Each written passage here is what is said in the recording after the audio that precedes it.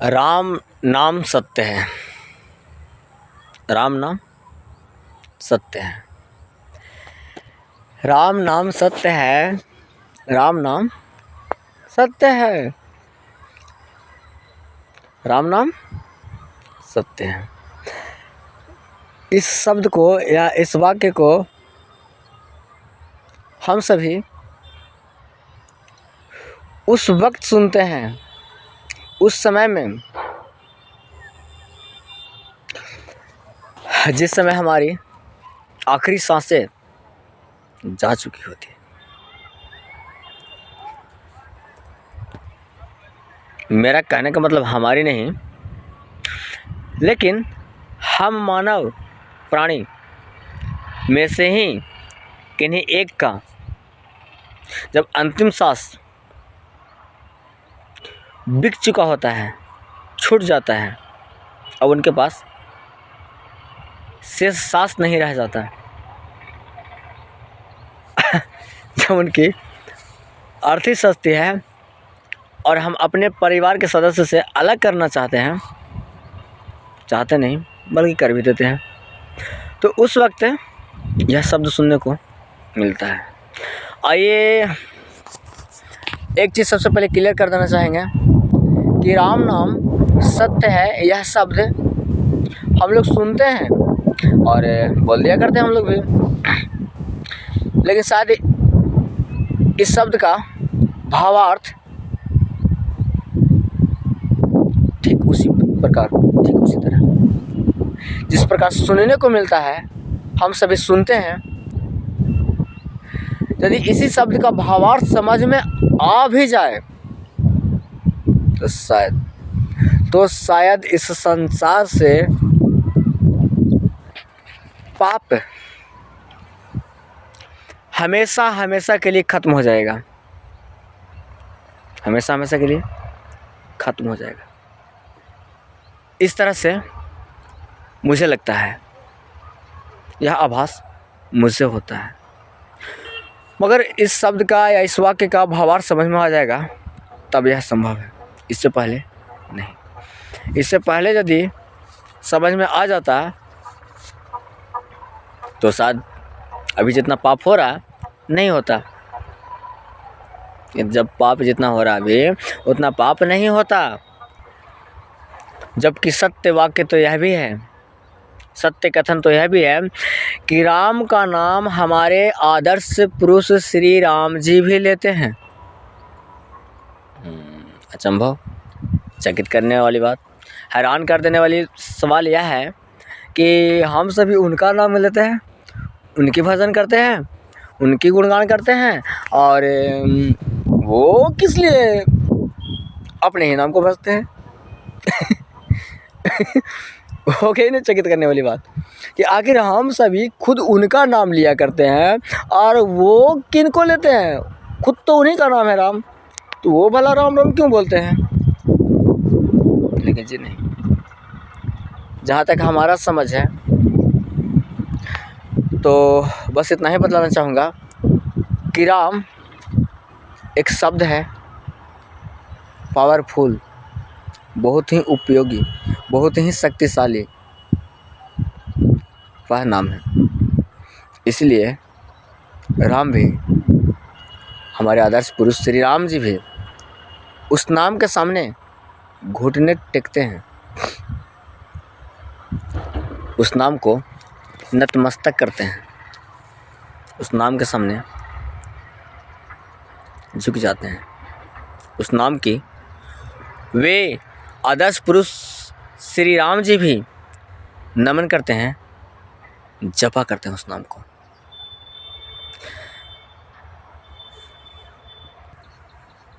खैर, आइए हम सभी मुख्य विषय पर बातें करें। तो मेरा कहना है कि राम शब्द की जाप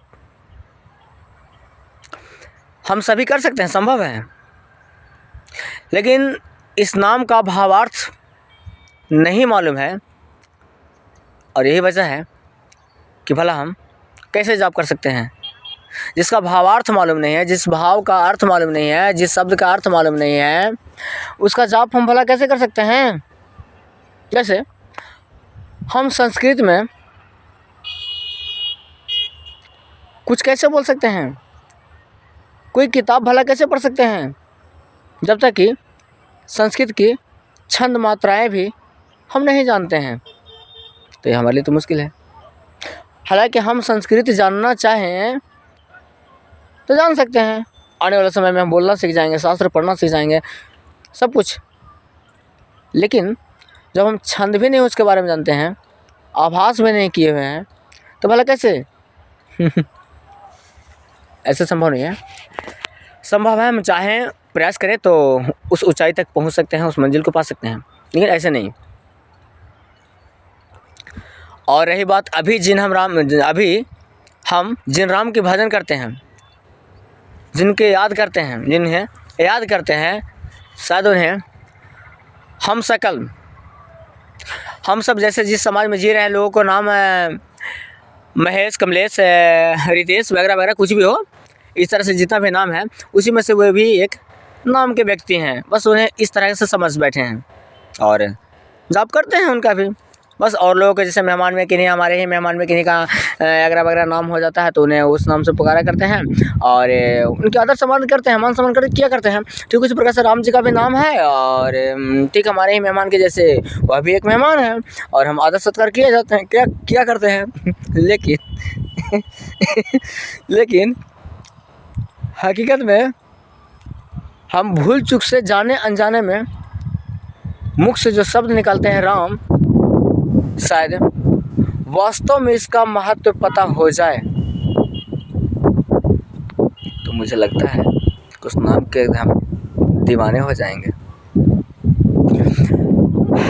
वीडियो तो ज़्यादा लंबा देखना चाहते नहीं हैं, ज़्यादा लंबा नहीं बनाना चाहेंगे और इसी विषय पर अगली वीडियो निकालेंगे, थोड़ा थोड़ा करके। 10-15 मिनट का ये रहेगा, 10-15 मिनट का अगली वीडियो रहेगा। इसी विषय पर हम इसे कुछ ही मिनटों में, मतलब यही 10-15 मिनट में थोड़ी बहुत इसमें बतला दे रहे हैं, जानकारी दे रहे हैं और थोड़ी बहुत आगे वाला, मतलब आगे की वीडियो में जानकारी मिल जाएगा। आप सभी हमारा अगला वीडियो देख लीजिएगा। चलिए, यहाँ पे हम चर्चा करना चाहेंगे, फ़िलहाल इतना जानकारी देना चाहेंगे इस वीडियो में कि अभी 22 जनवरी 2024 में राम जी का पूरी तरह से महोत्सव होने वाला है, पूरी धूमधाम से पूरी धूमधाम से महोत्सव होने वाला है, महान उत्सव होने वाला है। आज दिनांक 12/1/2024 को मैं वीडियो निकाल रहा हूँ। आज है स्वामी विवेकानंद जी का जयंती भी है, तो आज वीडियो निकाल रहा हूँ। और बस वही हमारे अयोध्या में श्री राम जी के मंदिर का जो धूमधाम से आयोजन होने वाला है, श्री राम जी की जितने मान सम्मान प्रतिष्ठा मिलने वाला है, इसके विषय पर थोड़ी सी छंद चर्चा कर रहा हूँ। अगली वीडियो में इसका विस्तार करने का प्रयास कर दूँगा अपनी तरफ से जो भी मेरा अनुभव होगा। आइए इस वीडियो में बतलाना चाहेंगे कि अभी श्री राम जी के यहाँ अयोध्या में न जाने कितने लोग पहुँचेंगे, भीड़ बेशुमार होगा, ये मुझे भी मालूम है। लेकिन राम जैसे आदर्श पुरुष शायद उतना लोग हो सके या ना, बात की बात है, लेकिन उनके छंद हिस्से की भाग भी कुछ लोग जाएंगे। उनके व्यवहार जैसा है उस व्यवहार का पालन करने वाले, उनकी जैसे आचरण है उनके आचरण का पालन करने वाले, या जैसे जितना वे मीठे स्वर के, जितने वे शांत मुद्रा के व्यक्ति हैं, शायद उतने शांत मुद्रा के लोग होंगे भी वहाँ या नहीं। उस भीड़ में उतने शांत मुद्रा के लोग होंगे भी या नहीं, शांत स्वभाव के लोग होंगे भी या नहीं, अब तो उस भीड़ के लोग ही जाने। उनकी कीमत या परख शांत स्वभाव के रूप में या अशांत स्वभाव के रूप में होता होगा, वे ही जाने। क्योंकि मैं अयोध्या के ही शख्स से, अयोध्या के निवासी से मिला हूँ, उनसे चर्चा तक भी किया हूँ। कुछ विवाहित को लेकर कि आपके एरिया में कोई विवाहित के लिए संबंध नहीं लग सकता है। बोले कैसा चाहिए? बोले कि जो प्राण हत्या ना करते हों, जो किसी जीव को मारकर नहीं खाते हों, धूम्रपान आदि वगैरह नहीं करते हों, मतलब शांत स्वभाव के लोग हों, शांत स्वभाव के व्यक्ति। तो बोले कि आज के वो वे बतला रहे हैं कि आज के जनरेशन में, आज के समय में शाकाहारी लोग बहुत ही कम मिलेंगे। मुझे आश्चर्य जैसा हुआ और हमने उनसे पूछा कि इधर के लोग तो पापी हैं, धर्म पर नहीं बल्कि अधर्म पर उतर चले हैं। किसी जीव को हिंसा करना उनके लिए आम स्वभाव बन चुका है। कुछ भी सोचा विचार नहीं करना है, बस यूं ही बातों बातों में या किन्हीं का शौक़ हुआ तो उसे ये कर दिया जाता है। लेकिन श्री राम जी के भूमि पर रहने वाले निवासी तो हम सभी हैं, बात की बात है। लेकिन ख़ास करके अयोध्या की जहाँ तक बात रहा, तो अयोध्या में जो लोग रह रहे हैं, शायद उन लोगों को तो इस तरह का व्यवहार नहीं करना चाहिए, इस तरह का आचरण नहीं करना चाहिए। तब पूछा गया कि तब बतलाइए कि उनके एरिया में यानी अयोध्या में रहकर भी उन लोग इस आदर को नहीं समझ पाए, इस महत्व को नहीं समझ पाए कि एक जीव को, एक प्राणी को कैसे आदर करनी चाहिए, कैसे प्यार करना चाहिए, इस चीज़ को नहीं समझे। तो शायद उनसे मिलने जाते होंगे तो क्या उम्मीद लेकर जाते होंगे, और वे श्री राम जी उन्हें अपने नज़रिए में क्या समझेंगे। और मुझे लगता है कि यदि इस तरह का उनका आचरण है तो श्री राम जी की जो घोषणा होने वाला है, उद्घाटन होने वाला है 22 जनवरी 2024 को जो उद्घाटन होने वाला है, शायद उसके 1 महीना पहले से भी लोग मान गए होंगे, तो भी शायद उनके लिए बहुत बड़ी बात है। यानी कि उद्घाटन होगा उस दिन देखा जाएगा, लेकिन उससे पहले कोई ना कोई शायद वहाँ पे प्राण हत्या करता होंगे। शायद डंका के माध्यम से ये उन तक जानकारी दे दिया जाए, कम से कम अयोध्या वासी तक के लिए, कि हाँ 1 महीने के लिए कोई भी प्राण हत्या ना करें। शायद बोला गया होगा और मान गए होंगे तो अच्छी बात है, सब दिन के लिए माने तो अच्छी बात है, हमारा मन नहीं है। लेकिन शायद यदि इस तरह के अत्याचार करते हैं, जीव हत्या करते हैं, तो शायद 1 महीने के लिए मान गए होंगे, तो मुझे तो लगता है कि बहुत बड़ी बात हो गया। और उद्घाटन होने के बाद 1 वर्ष के लिए लोग मान जाएं तो और भी बहुत बड़ी बात है, लेकिन उद्घाटन होने के बाद 1 महीने के लिए मान गए हैं तो मुझे लगता है बहुत ज़्यादा मान जाएंगे।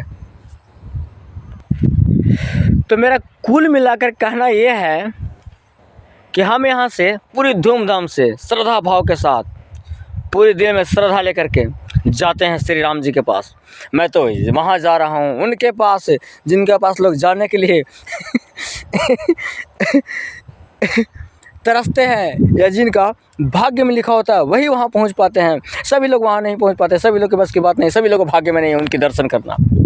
वो तो अच्छी बात है, वो तो अच्छी बात है, लेकिन हम जानना चाहेंगे कि क्या हम उन पुरुष के यहाँ से, आदर्श पुरुष के यहाँ से दर्शन करके आ तो गए या आ तो जाएंगे, लेकिन आने के बाद क्या हमें में कोई परिवर्तन होगा? हमें में कोई परिवर्तन होगा? मुझे तो नहीं लगता है। जिनके अंदर में पहले से छल चल रहा होगा, चल रहा है, कपट चल रहा है, जो पाप दृष्टि के हैं, पाप कर्मी हैं, पाप का कर्म करने वाले लोग होंगे, जो छल करने वाले लोग होंगे, जो अत्याचारी लोग होंगे, जो ठगी लोग होंगे, मुझे नहीं लगता है कि वहाँ से दर्शन करके आने के बाद शायद उनमें सुधार हो जाएगा। मुझे नहीं लगता है कि वहाँ से आने के बाद कम से कम ज़्यादा कोई नहीं छोड़ा जाए, ज़्यादा कोई की बात नहीं किया जा रहा है। जितने लोग उस धरती पर पाँव रखेंगे, जितने लोग अयोध्या की भूमि पर पाँव रखेंगे उस दिन, उतने में से शायद मुझे नहीं लगता है कि 50% में भी सुधार आएगा। मुझे नहीं लगता है कि 50% में भी 50% में भी सुधार आएगा कि हाँ अब जीव हत्या छोड़ देंगे, किन्हीं के साथ अत्याचार करना छोड़ देंगे, किन्हीं के साथ छल करना छोड़ देंगे, किन्हीं के साथ पाप करना छोड़ देंगे। मुझे नहीं लगता है, मुझे विश्वास नहीं होता है। हालांकि जो लोग जाएंगे वो लोग ऐसे शख्स के पास जा रहे हैं, ऐसे आदर्श पुरुष के पास जा रहे हैं। सत्य है, यह हकीकत है कि उनसे दर्शन कर पाना, उनसे मिल पाना शायद सभी के भाग्य में नहीं है। भाग्य में सभी के हैं। प्रयास करें, उनकी उम्मीद रखें, आकांक्षा रखें, तो वो सभी को प्राप्ति हो जाएंगे, सभी को दर्शन दे देंगे। वो इतने निर्दयी भी नहीं हैं। लेकिन जैसा हमारा व्यवहार है, जैसा हमारा आचरण है, इस आधार पर मैं बोलना चाह रहा हूँ। जैसा लोगों का, आज के समाज का आचरण है, व्यवहार है, जैसे कर्म कर रहे हैं, उसके आधार पर मैं कह रहा हूँ कि शायद सभी को उनकी छाया तक भी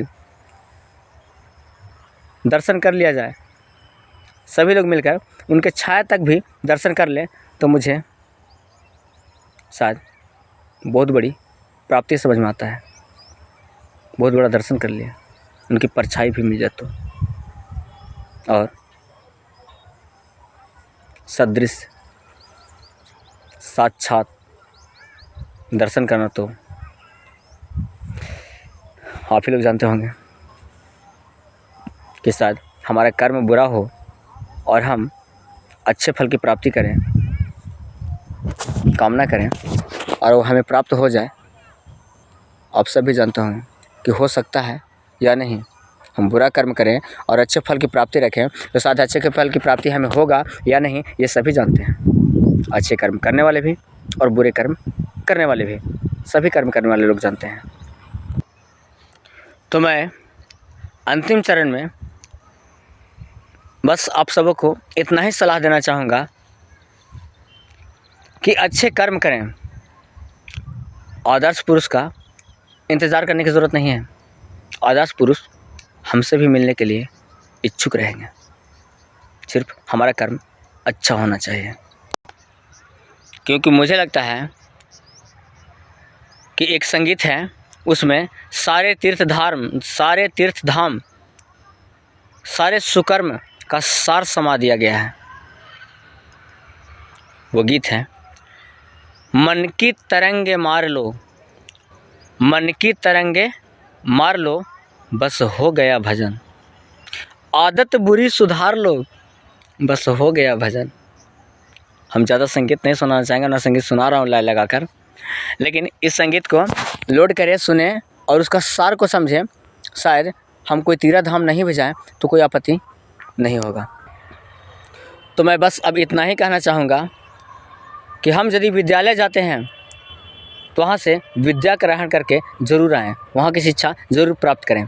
तो ठीक उसी प्रकार से हम सभी या आप सभी ये अयोध्या जाने वाले हैं, तो श्री राम की क्या वचन है, क्या उनकी मान सम्मान मर्यादा आदर है, उनकी क्या शिक्षा दीक्षा है, उस शिक्षा को हम सभी वहाँ सीखने का प्रयास करें और उसे हम अपने जीवन में पालन करें, लागू करें। हमारे जीवन के लिए बेहद ही सुखद होगा। बस वीडियो इतना ही के लिए, बहुत लंबा हो चला है। बहुत बहुत धन्यवाद। वीडियो अच्छा लगता हो तो लाइक करें, सब्सक्राइब करें, कमेंट करें, फॉलो करें। धन्यवाद। अगली वीडियो में फिर मिलते हैं।